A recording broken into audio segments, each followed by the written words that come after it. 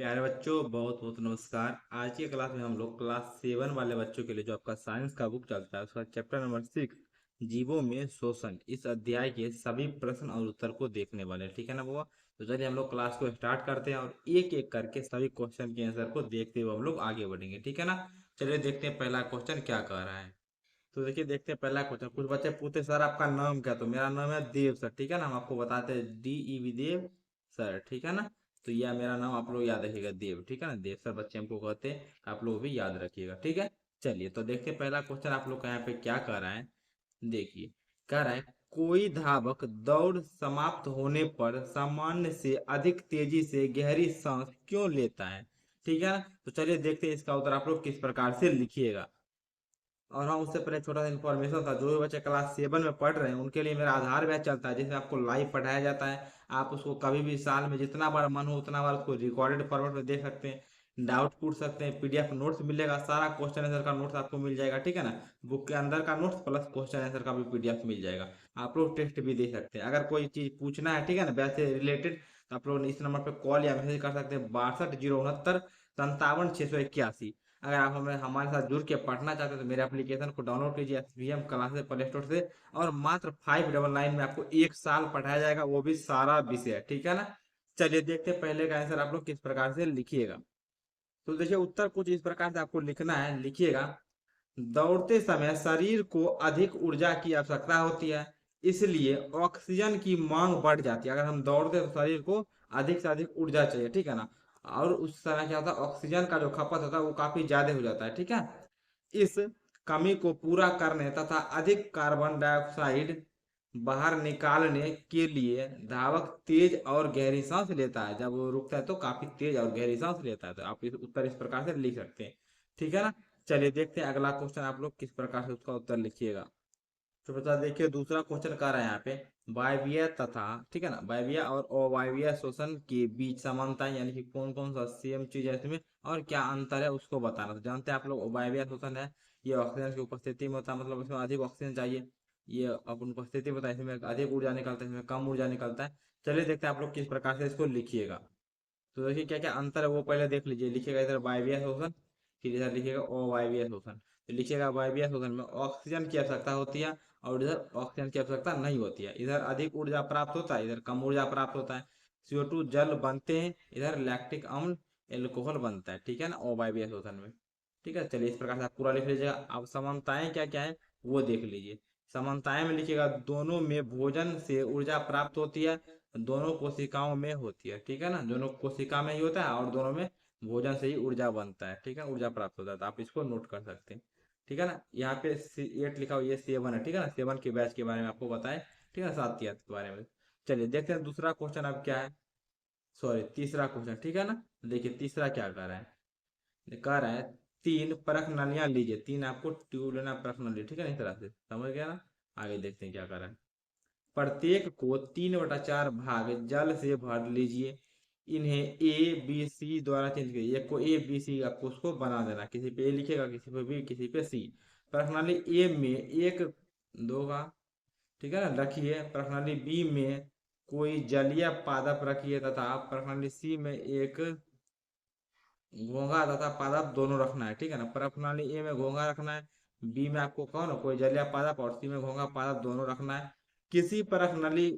किस प्रश्नाली में carbon dioxide की सांद्रता सबसे अधिक होगी? ठीक है ना? तो आप लोग नॉर्मल लिख सकते हैं प्रश्नाली A, इसका राइट आंसर हो जाएगा। ठीक है ना? क्या लिखिएगा? तो प्रश्नाली A में क्यों होगा सर? आप लोग जानते हैं क्योंकि जिसमें केवल घोंघा है उसमें कार्बन डाइऑक्साइड की सांद्रता सबसे अधिक हो, क्योंकि वो कार्बन डाइऑक्साइड छोड़ेगा। ठीक है ना? आप लोग समझ गए? चलिए आगे देखते हैं। अब अगला आप लोग का है सही उत्तर पर सही का आपको निशान लगाना है। ठीक है ना? देखिए पहला क्वेश्चन क्या है, तिलचट्टों के शरीर में वायु प्रवेश करती है, उनके किससे प्रवेश करता है? तो देखिए फेफड़ों द्वारा, ठीक है ना, कलमों द्वारा, श्वसन रंध्र द्वारा, तोता द्वारा। तो यहाँ पे आपका राइट आंसर जो होगा वो कौन होगा सर? 3 नंबर, श्वसन रंध्रों द्वारा।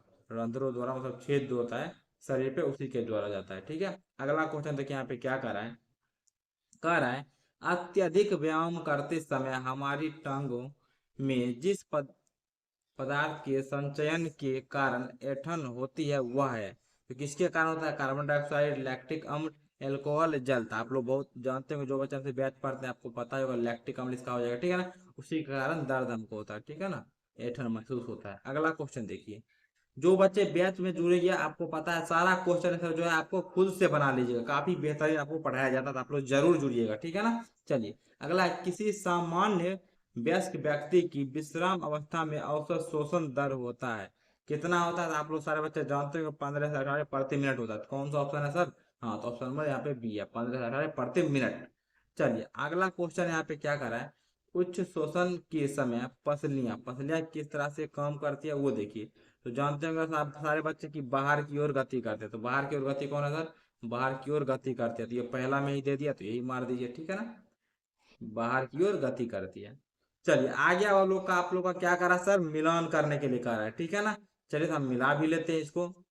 चलिए तो यहाँ पे क्या है सर, पहला ईस्ट है, तो ईस्ट किस में मिलाइएगा, इधर देखिए खोजिए, हाँ ईस्ट को मिला दीजिए एल्कोहल में। आगे देखिए डायफ्राम है, तो ये किस में चला जाएगा सर? तो ये चल जाएगा, हाँ इसमें बक्ष गुहा में चला जाएगा। अब त्वचा है, त्वचा चल जाएगा केचुआ में, ठीक है ना, इसको मिला लीजिए। अब पत्ती है, पत्ती किस में मिला देंगे सर? हाँ इसको मिला दीजिए क्लोम। चलिए मछली क्या आ जाएगा सर? हाँ मछली, हाँ सो सर प्रणाली, ठीक है ना, लास्ट वाला में। उसके बाद क्या है सर? मेढक है, ठीक है ना, तो मेढक आप लोग किस में मिलाइएगा? तो ये लिखा लीजिए फेफड़ा और त्वचा, इसे ये सांस लेता है। तो देखिए हम इस प्रकार से यहाँ पे मिला दिए, आप लोग जल्दी से इसको नोट कर सकते हैं, ठीक है ना। आगे देखिए अब है आपका सत्य और असत्य में, ठीक है ना, कौन सही है कौन गलत है वो बताना है। तो पहला क्वेश्चन देख लीजिए यहाँ पे क्या कह रहा है, अत्यधिक व्यायाम करते समय व्यक्ति की श्वसन दर धीमी हो जाती है, तो ये गलत है सर, यहाँ पे लिखिए असत्य, ठीक है ना, सत्य। क्यों सर? क्योंकि अधिक हो जाती है, यहाँ पे लिखा है धीमी, तो इसलिए ये गलत है, यानी कि असत्य है। अगला देखिए, पादपों में प्रकाश संश्लेषण केवल दिन में जबकि शोषण केवल रात्रि में होती है, तो आप लोग जानते हैं ये भी असत्य है, ठीक है ना, लिखिएगा असत्य, ठीक है भाई हुआ।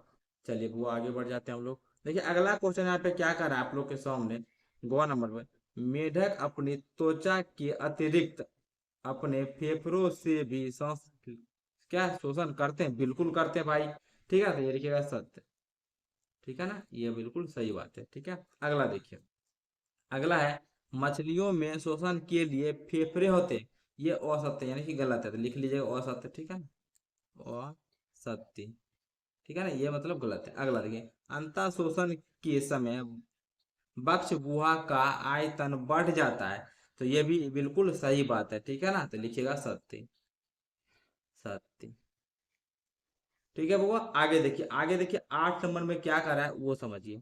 8 नंबर कुछ भी नहीं करिए, आप लोग पढ़ लीजिएगा, बाकी जो करना है हम आपको समझाते हैं। यहाँ पे कुछ क्वेश्चन दिया गया, ठीक है ना, इसका जवाब आपको इस बॉक्स से खोज खोज के निकालना है। तो चलिए देखते हैं क्वेश्चन क्या क्या कर रहा है, आप लोग आंसर कैसे लिखिएगा, ठीक है। तो देखिए आप किस प्रकार से, पहला क्वेश्चन क्या कर रहा है, कीटों की वायु नली, ठीक है ना, नलियां, तो इसमें क्या मारिएगा आप लोग, लिख लीजिए श्वास प्रणाली, यहाँ पे शायद दिख रहा है, देखिए ये है श्वास प्रणाली, यहाँ पे दिया गया, तो इस तरह से मिला भी लीजिएगा, ठीक है ना।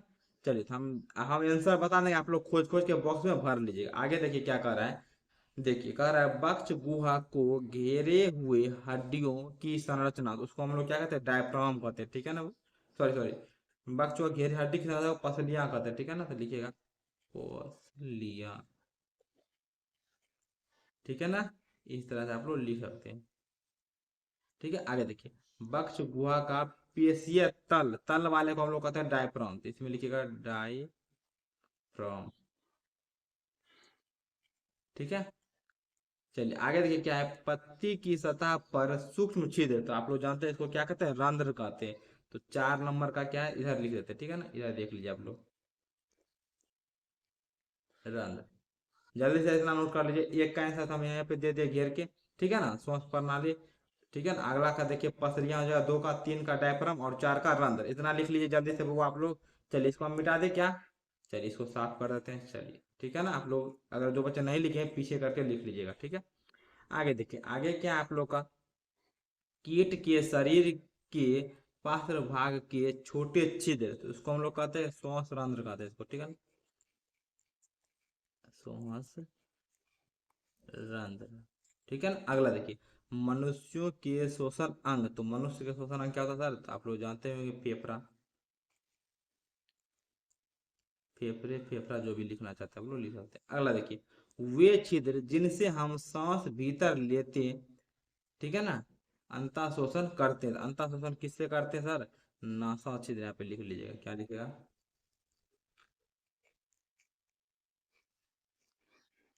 छिद्र। ठीक है, अगला देखिए, एक अवायवीय जीव, ठीक है ना, तो ये क्या लिख सकते हैं यहाँ पे आप लोग? ईस्ट लिख सकते हैं, ठीक है। ठीक है, तो अगला है श्वास प्रणाल तंत्र वाला एक जीव, तो ये लिख सकते हैं आप लोग तिल चट्टा, ठीक है ना, तिल चट्टा, टोटो संयुक्त है, ठीक है ना। इस तरह से आप लोग लिख सकते हैं, ठीक है बुआ। चलिए जल्दी से आप लोग लिख लीजिए, तो हम एक एक करके सारा कुछ लिखा दिया यहीं पे। आप लोग इसको लिख लीजिए, आप हम मिटा देते, जो बच्चे नहीं लिखे आप लोग पीछे करके थोड़ा सा लिख लीजिएगा, ठीक है ना। बाकी बैच लीजिएगा तो वहाँ पे काफी मजा भी आएगा। अगला क्वेश्चन देखिए, 9 में क्या कर रहा है, हम उसको समझिए आप लोग, ठीक है ना। 9 में कर रहा है, पर्वतारोही अपने साथ ऑक्सीजन सिलेंडर ले जाते हैं, क्यों? तो पर्वतारोही जो है वो अपने साथ ऑक्सीजन का यानी कि O2 का सिलेंडर लेके जाते हैं, ऐसा वो क्यों करते हैं? इसका राइट आंसर क्या पे हो जाएगा सर? देख लीजिए, हम देख लेते हैं। इसका हो जाएगा ऑप्शन नंबर खो, ठीक है ना। क्यों? वहाँ उपलब्ध वायु की मात्रा भूतल पर उपलब्ध मात्रा से कम होती है, इसलिए उनको क्या ले जाना पड़ता है? ऑक्सीजन की सिलेंडर लेके जाना पड़ता है। तो ये आपको लोग सही आंसर हो जाएगा। देखिए, तो इस तरह से आपका इस अध्याय के सभी क्वेश्चन आंसर को हम लोग देख लिया। आप लोग को मजा भी आया होगा और सारा क्वेश्चन आंसर समझ में भी आ गया होगा, ठीक है ना। अगर आप भी कोई डाउट है तो आप नीचे कमेंट बॉक्स में लिख सकते हैं, ठीक है ना बुआ। चलिए, और हाँ, एक बात फिर से बता देते हैं, जो बच्चे हमसे अभी जुड़ना चाहते हैं, क्लास लेके पढ़ना चाहते हैं, काफ़ी मजा आने वाला है। आप लोग जाइएगा बैच, एक बार आप लोग जरूर जाइए, विजिट कीजिए, एप्लीकेशन को डाउनलोड कीजिए, ठीक है ना। वहाँ पे जाके आपको काफ़ी मजा आने वाला है, हम अभी दिखा देते हैं, ठीक है ना। कौन सा नंबर था उस पर आप लोग मैसेज या कॉल कर सकते हैं, ठीक है। आ जाइए, तो यही नंबर है, ठीक है ना, 62 069 57 181। आप लोग इस पर कॉल या मैसेज करके कुछ भी पूछना चाहते हैं तो पूछ सकते हैं। बाकी मेरा नाम काफ़ी बच्चे पूछते रहते हैं, तो नाम भी भाई यहाँ पे लिख देते हैं, ठीक है ना, देव सर, ठीक है ना, फिर से एक बार बता ही देते हैं। ठीक है, चलिए जा सकते हैं। बहुत बहुत धन्यवाद, बहुत बहुत नमस्कार, नमस्कार सभी को, ठीक है। चलिए।